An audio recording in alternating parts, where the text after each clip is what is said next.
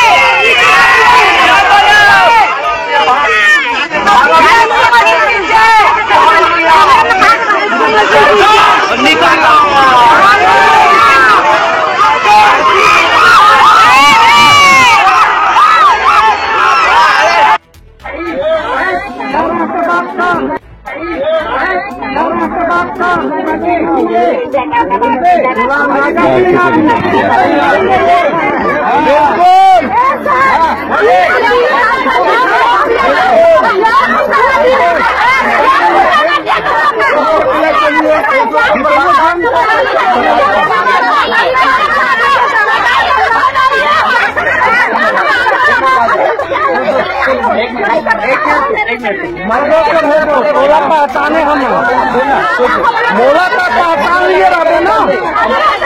हाँ वो उंगली मत दिखा, वही यीशु मसीह सिखाते।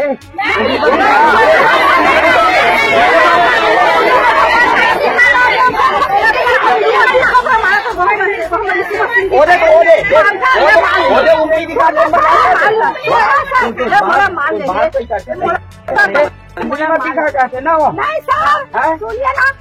भीड़ में बोल सकता है, अकेला नहीं बोल सकते। अगर कोई अच्छा करना है भीड़ खाली करने तो मैं उंगली दिखा सकते। समस्त प्रभु जीशुख्रीष्टर मधुमय नाम मोर आंतरिक नमस्कार। ख्रीष्टर प्रिय भाई और भौणी मैंने एमती भिड प्राय कम देखा जाए। एमती भिड प्राय आम सामना को बहुत कम मात्रा आसी थाए, जोठार आम देखा पाऊ जे कि भाव में बजरंग दल सहित आमर ख्रीष्टान लोक मैंने जुक्ति तर्क करते कि अनेक क्षेत्र आम देखा पाऊ जे बजरंग दल को किपरि आमर ख्रीष्टान भाई भाई मैंने गोड़े गोड़े पिटी था ना गंडगोल करते। तेज प्रिय बंधुगण आमर जो ख्रीष्टान समाज अच्छी ख्रीष्टान भाई भाई मैंने अच्छा आउ से सेमती किसी इच्छा न थाए मोटिव न थाए आउ से बजरंग दल सहित झगड़ा करेंगे कि सहित मारपिट करेंगे एमती मनोभाव न थाए। किंतु प्रिय बंधुगण बेले बेले परिस्थिति पड़िकी एमती होगापाई पड़े आ बेले बेले परिस्थिति एमती आसे जहाँफल आमर ख्रीष्टान भाई भाई मैंने से ठेंगा बाड़ी उठे था कि अस्त्र उठे था। कारण ये जो बजरंग दल जो अधर्मी लोक मैंने अच्छा एम आसिक एमती किसी कांड एम कर दियंती जहाँफल कौन हुए ना आमर ख्रीष्टान लोक मैंने अस्त्र उठेबा कि ठेंगा बाड़ी धरिया को से बाध्य होता। तेरे गोटे विषय मुझे कही रखुअे जे बजरंग दल लोक हो कि आरएसएस दल लोक हो आपड़ देखिए एम को आपड़ केतबेले देखिए आम को आप देखिए जितेबाला जो प्रभु जीशुख्रीष्टर आराधना होतबो जो प्रभु जीशुख्रीष्टर उपासना होतबो सही जगार आई समय आप देखा पाइबे। मात्र गोटे अभियोग जे एठार कौन होना धर्म परिवर्तन होची धर्म परिवर्तन को रोकने एमाने एडे व्यग्र।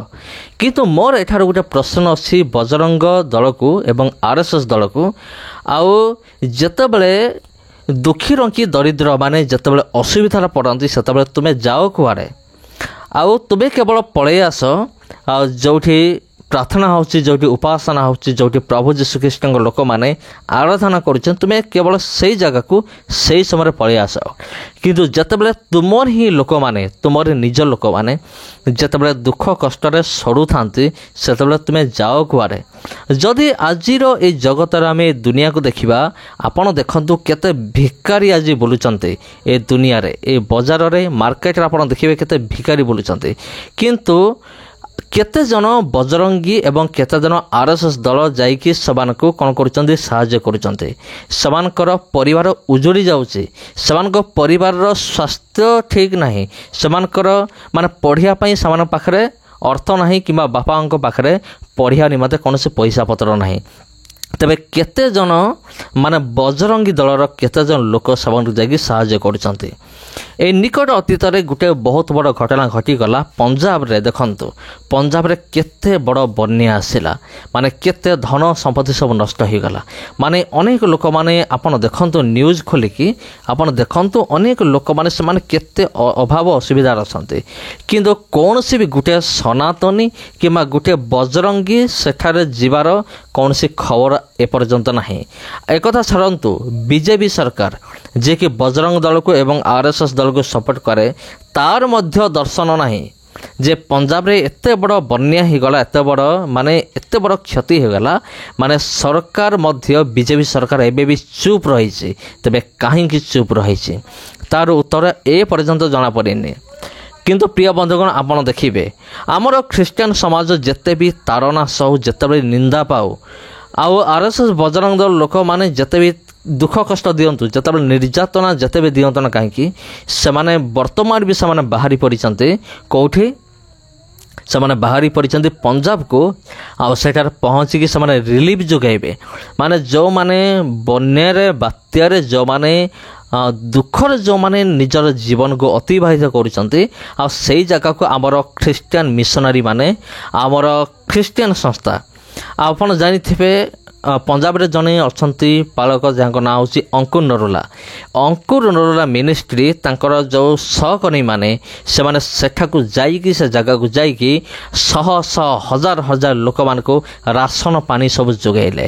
ଆଉ ସେହି ସମୟରେ ଆପଣ ଦେଖିବେ ଗୋଟେ ବି ସନାତନୀ, ଗୋଟେ ବି ବଜରଙ୍ଗ ଦଳର ଜଣେ ବି ଲୋକ ସେଠାରେ ମାନେ ଆପଣ ଦେଖା ପାଇବେ ନାହିଁ। ଆଉ ସେଠାରେ ଯାଇନାହାନ୍ତି ଜଣେ ବି ହିନ୍ଦୁ ସନାତନୀ ସେଠାରେ ଯାଇକି ସେଠାକାର ଲୋକମାନଙ୍କର ଦୁଃଖ ଦୁର୍ଦ୍ଦଶା ସେମାନେ ବୁଝୁନାହାନ୍ତି। ଯେତେବେଳେ ଆମ୍ଭେମାନେ ଲୋକମାନଙ୍କୁ ଏମିତି ସାହାଯ୍ୟ କରୁ ସେମାନଙ୍କ ଅଭାବ ଅସୁବିଧା ସମୟରେ, ଆଉ ସେହି ସମୟରେ ଏଇ ଯେଉଁ ବଜରଙ୍ଗୀ ଦଳର ଲୋକମାନେ ସେମାନେ କୁଆଡ଼ୁ ଥାନ୍ତି, ସେମାନେ ପଳେଇ ଆସନ୍ତି ନା ତୁମେ କ'ଣ କରୁଛ, ଚାଉଳ ବସ୍ତା ଦେଇକି ତୁମେ ଧର୍ମ ପରିବର୍ତ୍ତନ ତୁମେ କରିଦେଉଛ। ଲାଜ ଲାଗିବା କଥା ତୁମମାନଙ୍କୁ ବଜରଙ୍ଗ ଦଳର ଲୋକମାନେ, ଆଉ ବଜରଙ୍ଗ ଦଳ ଏବଂ RSS ଦଳ ତୁମମାନଙ୍କୁ ଲାଜ ଲାଗିବା କଥା। କେବଳ ସାହାଯ୍ୟ କରିବା ସମୟରେ ତୁମେ ଯାଇକି ଧର୍ମ ପରିବର୍ତ୍ତନର ତୁମେ ପ୍ରଶ୍ନ ତୁମେ ଉଠାଉଛ, କିନ୍ତୁ ଯେତେବେଳେ ଲୋକମାନେ ଅଭାବ ଅସୁବିଧାରେ ପଡ଼ୁଛନ୍ତି ସେତେବେଳେ ତୁମର ଦର୍ଶନ କାହିଁ? ସେତେବେଳେ ତୁମେ ଯାଉଛ କୁଆଡ଼େ? କାହିଁ ଗୋଟେ ବି ଜଣେ ବି ସନାତନୀ କାହିଁ ମୁଁ ଦେଖିଲି ନାହିଁ ରିଲିଫରେ ସାହାଯ୍ୟ କରିବା, ଦୁଃଖୀ ଦରିଦ୍ରମାନଙ୍କୁ ସାହାଯ୍ୟ କରିବା, ରାସ୍ତା କଡ଼ରେ ପଡ଼ିଥିବା ମାନେ ଦୁଃଖୀ ଦରିଦ୍ର ଦୁଃଖୀ ରଙ୍କିମାନଙ୍କୁ ଶଙ୍ଖଳିବା। এই କାର୍ଯ୍ୟଗୁଡ଼ିକ କିଏ କରୁଛି? ଆମର ଖ୍ରୀଷ୍ଟିଆନ ଲୋକ ସାରା ଆଉ କେହି ମଧ୍ୟ କାମ କରିବେ ନାହିଁ। କିନ୍ତୁ ଏମାନେ କ'ଣ କରୁଛନ୍ତି? ଏମାନେ କହୁଛନ୍ତି ଆମେ ଧର୍ମ ରକ୍ଷା କରୁଛୁ। ଆରେ ରାସ୍ତା କଡ଼ରେ ପଡ଼ିଥିବା ଗୋଟିଏ ଛୋଟ ଭିକାରୀ ପିଲାକୁ ଯିଏ ସାହାଯ୍ୟ କରିପାରୁନି, ସେ ପୁଣି ଧର୍ମ ରକ୍ଷାର ସେ ପୁଣି କ'ଣ କରୁଛି? ଦାବି କରୁଛି ଆମେ ଧର୍ମ ରକ୍ଷା କରୁଛୁ।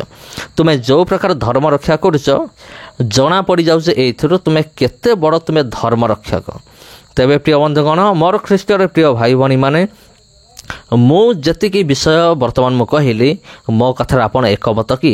ଯଦି ଆପଣ ମୋ କଥାରେ ଏକମତ ତେବେ ଆପଣ ଗୋଟେ ଲାଇକ୍ କରିଦିଅନ୍ତୁ ଭିଡ଼ିଓକୁ ଏବଂ ଏହି ଭିଡ଼ିଓକୁ ଆପଣ ଅନ୍ୟମାନଙ୍କ ସହିତ ସେୟାର କରିଦିଅନ୍ତୁ। ଧନ୍ୟବାଦ।